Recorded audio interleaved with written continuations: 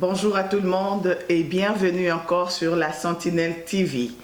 Nous vous disons bienvenue à vous tous qui êtes connectés, qui êtes branchés, et je veux aussi dire merci à tous ceux qui se sont déjà abonnés sur la Sentinelle TV, sur Facebook et sur notre YouTube. Lorsque vous écrivez la Sentinelle TV, bien sûr, tout est écrit en un mot. Et je dis merci, grand merci à tous ceux qui sont déjà abonnés. Et je profite aussi pour dire à ceux qui ne se sont pas encore abonnés de s'abonner massivement. Alors aujourd'hui, nous sommes là dans le cadre d'exhortation, toujours dans notre rubrique de l'eschatologie, où nous parlons des choses qui se passent dans le temps de la fin où nous sommes en train de traverser.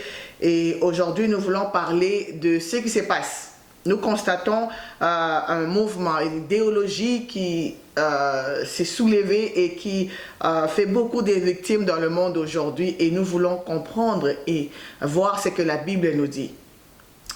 Nous ne pouvons pas commencer sans pour autant laisser la place au Saint-Esprit, qui est le seul qui peut nous enseigner comme il faut, qui peut nous exhorter et aller toucher nos cœurs. Nous demandons à ce que l'Esprit de Dieu puisse encore nous remplir, nous conduire et nous édifier au nom de Jésus. Alors, dans notre rubrique exhortation, nous voulons parler du racisme.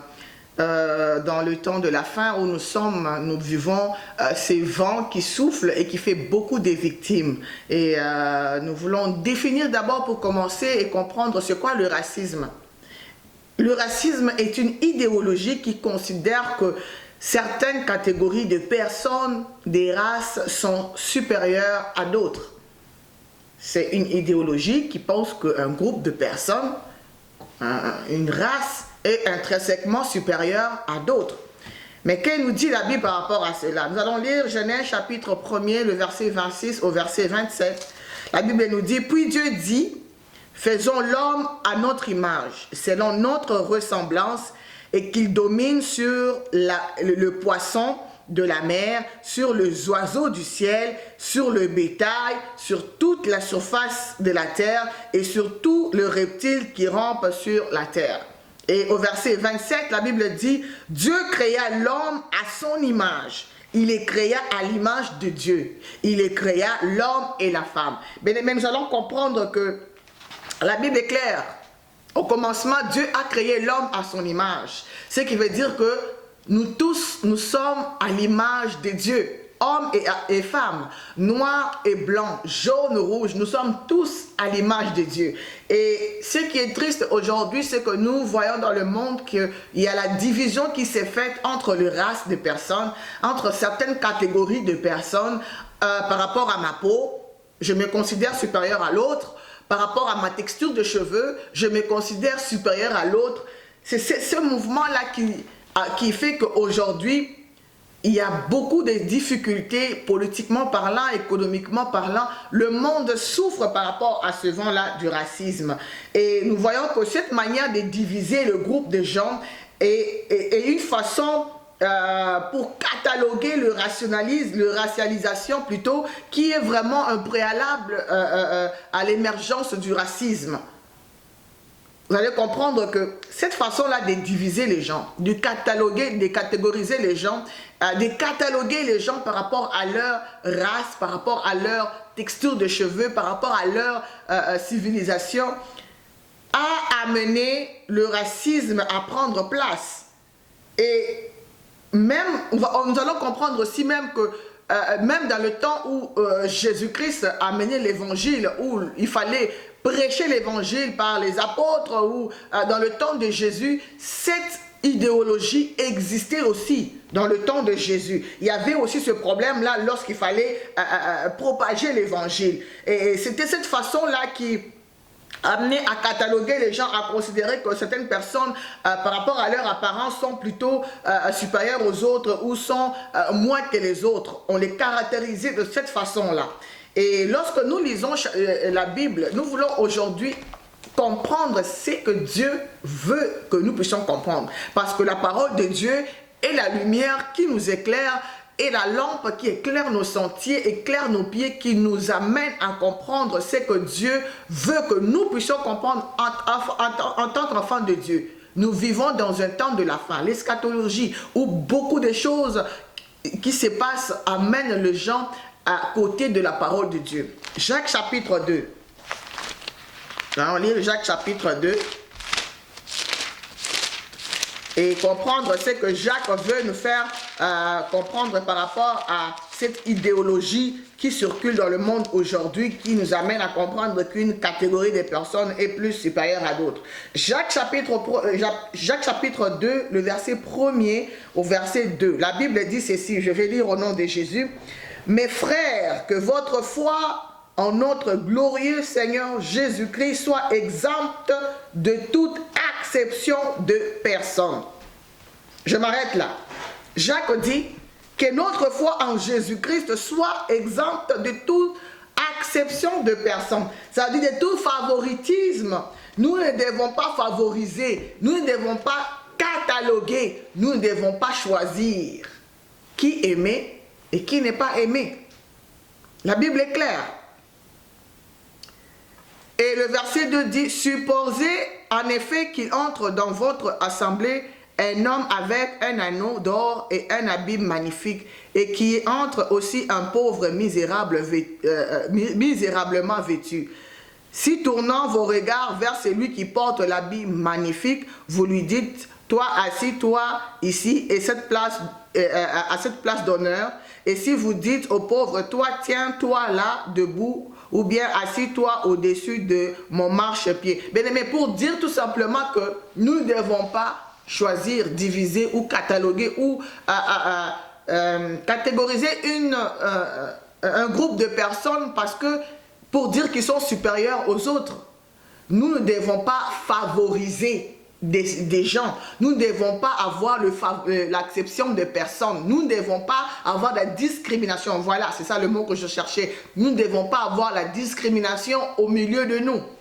En tant qu'enfants de Dieu, nous ne devons pas faire acception de personnes. Nous devons éviter cela. Nous allons voir même dans la Bible qu'il y a eu, même au temps de Jésus, il y a eu cette discrimination entre les Juifs, les Samaritains, les Juifs et les gentils, tout ça là. Et nous allons même aller comprendre l'histoire de Jésus avec la femme samaritaine.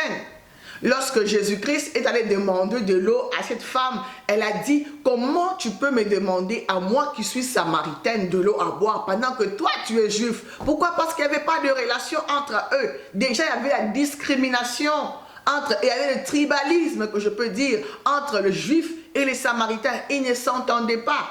Ils ne pouvaient pas cohabiter ensemble. Ils ne pouvaient rien partager. Bien-aimés, la Bible est claire là-dessus. Cette situation nous affecte aujourd'hui, bien-aimés. Nous pouvons voir que nous mettons des barrières, même au sein de l'Église, même entre nous les enfants de Dieu, nous mettons des barrières entre nous. Pourquoi? Parce que moi, je suis de telle tribu, l'autre est de telle tribu. Je ne peux pas me marier avec cette tribu-là. Je ne peux pas m'asseoir ou je ne peux pas m'associer avec ces gens de cette catégorie de tribus-là.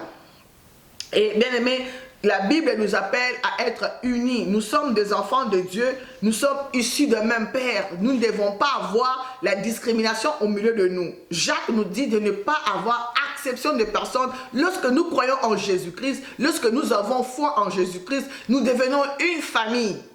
Le corps du Christ, nous devenons une famille. Nous ne devons pas faire acception de personnes. Mais ces choses-là aujourd'hui existent dans nos églises. Même lorsqu'il faut aller évangéliser. Il y a des églises qui te disent, non, évangélise plus le noir. Va évangéliser telle catégorie de personnes. C'est mauvais, bien-aimés. Nous sommes appelés à aller évangéliser le monde entier. La Bible dit, allez faire de mes nations les disciples.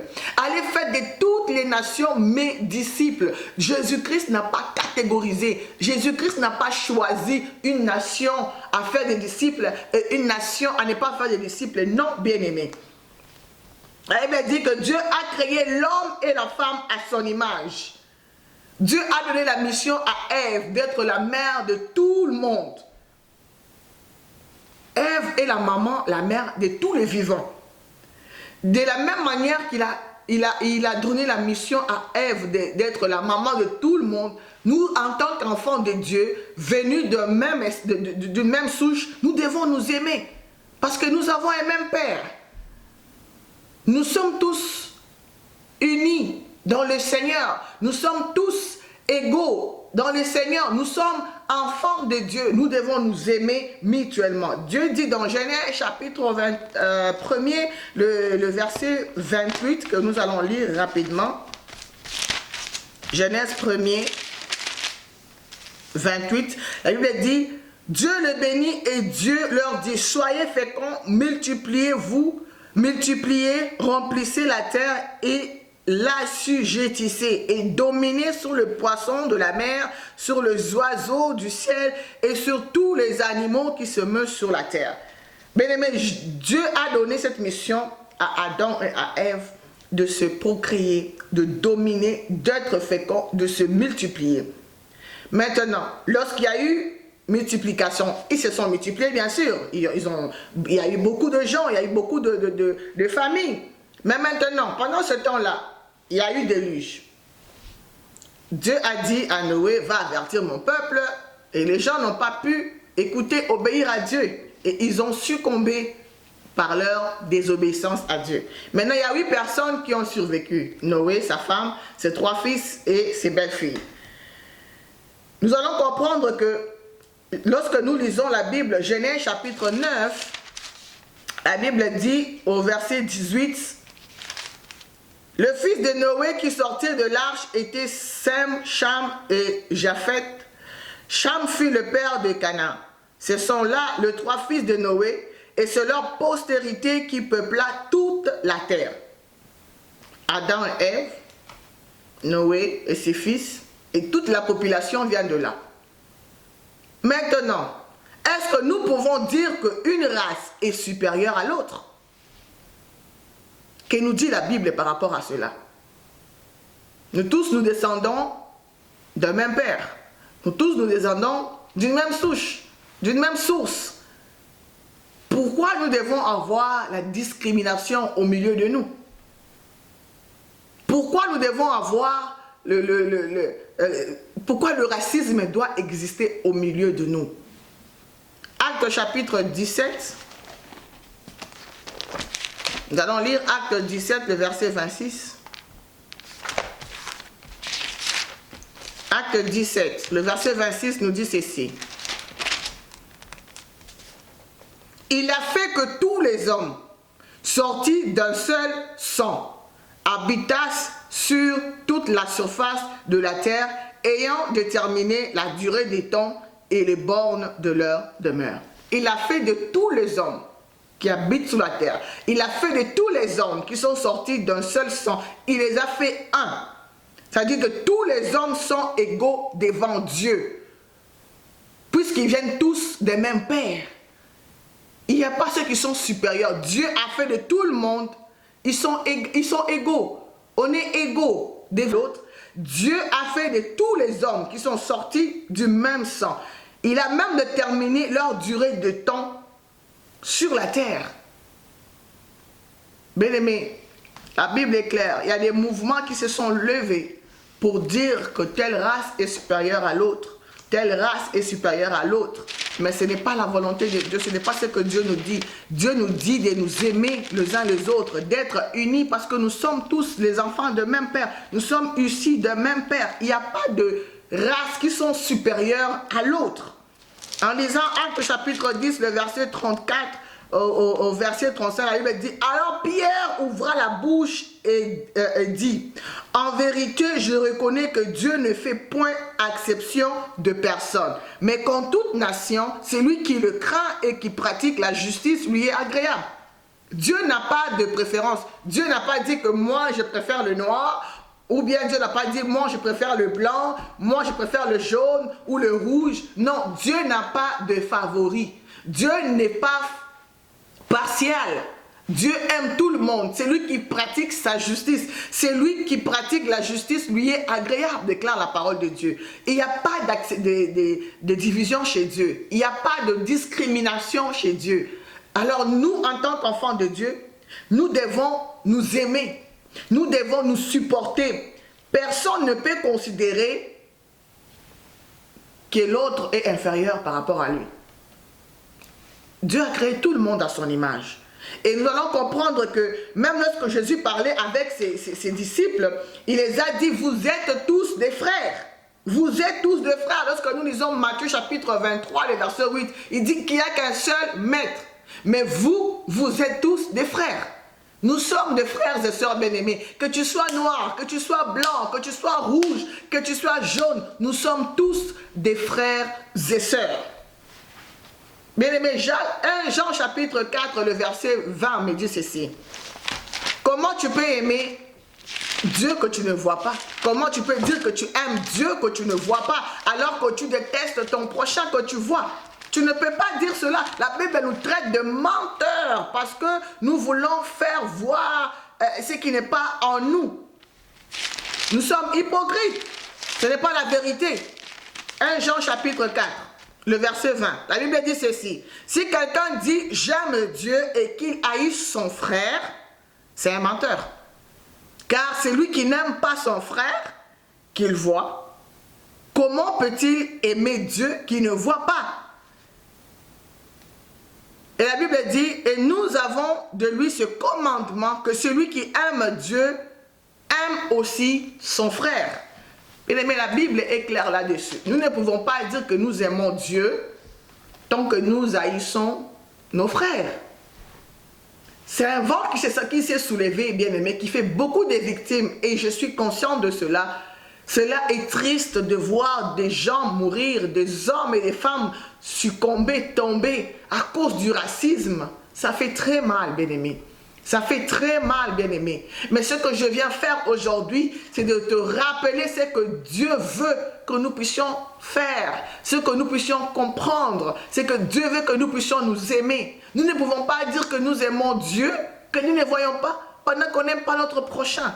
Oui, il est noir, oui, il est blanc, oui, il a telle race, oui, il est comme ça, mais nous ne devons pas cataloguer les gens. Nous ne devons pas catégoriser les gens. Nous sommes appelés à nous aimer mutuellement.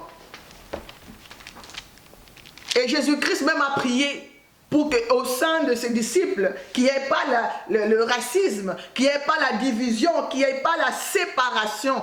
Jésus-Christ a prié qu'il n'y ait pas la xénophobie, qu'il y ait l'unité. L'unité. En lisant Jean chapitre 17, le verset 20 au verset 23, nous allons comprendre qu'on parle de l'unité. Qui est l'unité au milieu de nous bien-aimés? Qui est l'unité et pas la division? Vous allez lire 1 Corinthiens chapitre 1, le verset 10. Qui n'est pas la division bien-aimés au milieu des enfants de Dieu? Galates chapitre 3. Ça c'est un verset que j'aime beaucoup. Galates 3. Et beaucoup vont comprendre que nous sommes dans l'erreur lorsque nous mettons à diviser les gens par rapport à leur race, par rapport à leur catégorie, par rapport à leur rang social. Il est pauvre, il ne peut pas se tenir avec moi, ils ne sont pas riches chez eux, je ne peux pas me marier avec lui, il est de telle tribu, il est ceci, c'est là. Même entre nous, le noir, nous nous entretuons, bien-aimés. Même entre le blanc et même, ils s'entretuent, bien-aimés. Ce qui est important, Seigneur, c'est de comprendre ce que la parole de Dieu nous appelle à faire. Galates 3, le verset 26. La Bible dit ceci. Car vous êtes tous fils de Dieu par la foi en Jésus-Christ. Mais nous sommes tous fils de Dieu par la foi en Jésus-Christ. La Bible dit ceci. Lorsque nous croyons en Jésus-Christ, nous ne faisons exception de personne. Nous ne faisons exception de personne parce que nous sommes enfants de Dieu. Et lorsque nous avons la foi en Jésus-Christ, nous sommes tous frères. La Bible dit ceci. Vous tous qui avez été baptisés en Christ, vous avez reçu Christ. Au verset 28, il dit, il n'y a plus ni juif, ni grec. Il n'y a plus ni esclave, ni libre. Il n'y a plus ni homme, ni femme. Car tous vous êtes un en Jésus-Christ. C'est clair, bien-aimé. Il n'y a ni blanc, il n'y a ni noir, il n'y a ni homme, il n'y a ni femme. Il n'y a pas de distinction devant Dieu. Ah, bien-aimé, Jésus-Christ ne viendra pas chercher des âmes noires. Jésus-Christ ne viendra pas chercher des âmes blanches. Jésus-Christ ne viendra pas chercher des âmes jaunes ou rouges. Non. Jésus-Christ viendra chercher celui qui a fait qui a pratiqué la justice. C'est lui qui a marché selon sa justice, selon sa volonté. C'est lui qui a fait la volonté de Dieu. Celui-là sera enlevé. Celui-là sera amené avec l'époux lorsqu'il viendra chercher son église. Bien-aimé, la Bible est claire. Nous devons arrêter avec ce racisme. Nous devons arrêter avec la discrimination raciale. Que ce soit dans les églises, bien-aimés, où on évangélise, où on prêche qu'à telle race, on ne prêche pas à telle race, on ne peut pas inviter telle race. Ah non, non, ils ne vont pas rester ici. On est raciste à tout point, bien-aimés. Nous devons arrêter ces choses-là. Arrêtons le racisme, c'est un péché. Nous ne devons pas catégoriser les gens. Dieu nous a créés tous à son image. Lorsque nous sommes dans cette discrimination, nous sommes en train d'insulter Dieu. Nous péchons contre Dieu car il a créé et les blancs et le noir, le jaune et le rouge à son image. Nous sommes tous à l'image de Dieu. Il dit, il est créé à son image, homme et femme. Il est créé parce que c'est lui qui est notre Père. Nous tous, nous avons le germe de Dieu. Nous avons le gène de Dieu. Nous sommes tous enfants de Dieu en Jésus-Christ, bien sûr. Lorsque nous avons la foi en Christ, lorsque nous aimons Jésus-Christ, nous devons être unis entre nous. C'est triste, bien-aimé. C'est vraiment triste que cette idéologie prenne de l'ampleur, tue chaque jour de jeunes, des hommes, des femmes, des familles pleurent à cause de cela.